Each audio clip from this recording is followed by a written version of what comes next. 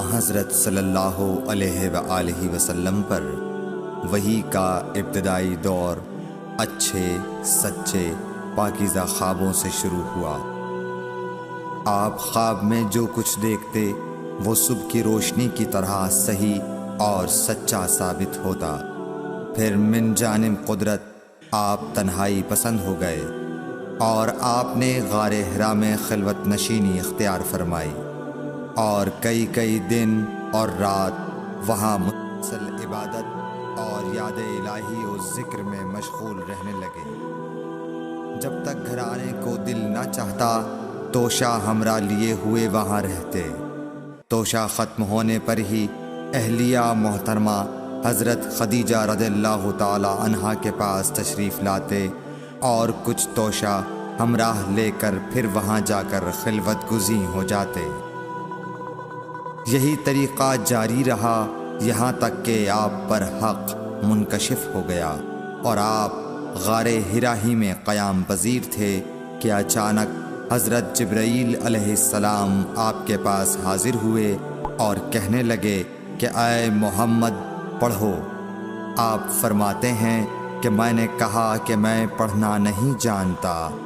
آپ صلی اللہ علیہ وسلم فرماتے ہیں کہ فرشتے نے مجھے پکڑ کر اتنے زور سے بھینچا کہ میری طاقت جواب دے گئی۔ پھر مجھے چھوڑ کر کہا پڑھو۔ میں نے پھر وہی جواب دیا کہ میں پڑھا ہوا نہیں ہوں۔ اس فرشتے نے مجھ کو نہایت ہی زور سے بھینچا کہ مجھ کو سخت تکلیف محسوس ہوئی۔ پھر اس نے کہا کہ پڑھ۔ میں نے کہا میں پڑھا ہوا نہیں ہوں۔ فرشتے نے تیسری بار مجھ کو پکڑا اور تیسری مرتبہ پھر مجھ کو بھینچا۔ پھر مجھے چھوڑ دیا اور کہنے لگا کہ پڑھو اپنے رب کے نام کی مدد سے جس نے پیدا کیا اور انسان کو خون کی پھٹکی سے بنایا۔ پڑھو اور آپ کا رب بہت ہی مہربانیاں کرنے والا ہے۔ بس یہی آیتیں آپ حضرت جبرائیل علیہ السلام سے سن کر اس حال میں غار حرا سے واپس ہوئے کہ آپ کا دل اس انوکھے واقعے سے کانپ رہا تھا۔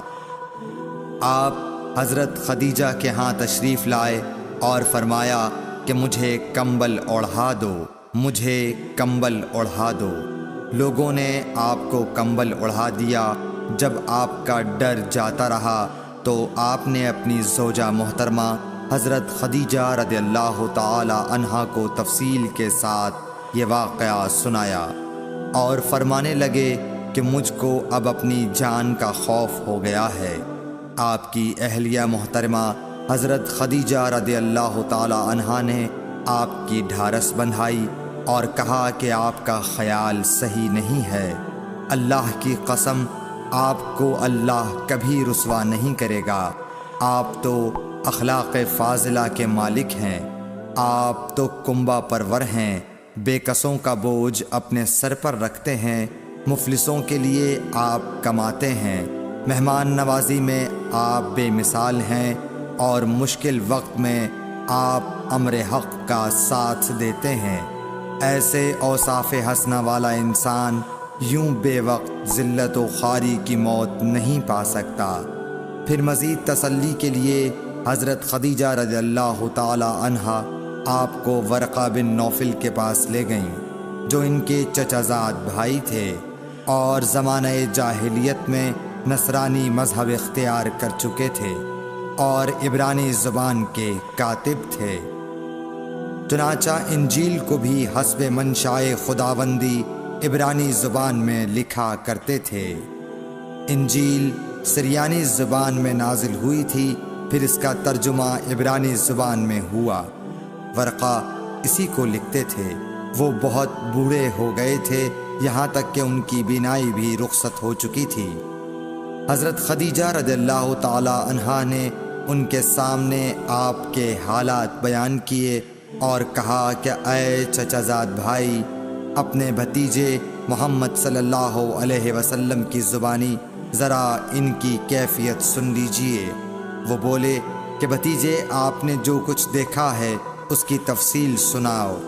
چنانچہ آپ صلی اللہ علیہ وآلہ وسلم نے از اول تا آخر پورا واقعہ سنایا، جسے سن کر ورقہ بے اختیار ہو کر بول اٹھے کہ یہ تو وہی ناموس معزز رازدان فرشتہ ہے جسے اللہ نے حضرت موسیٰ علیہ السلام پر وحی دے کر بھیجا تھا۔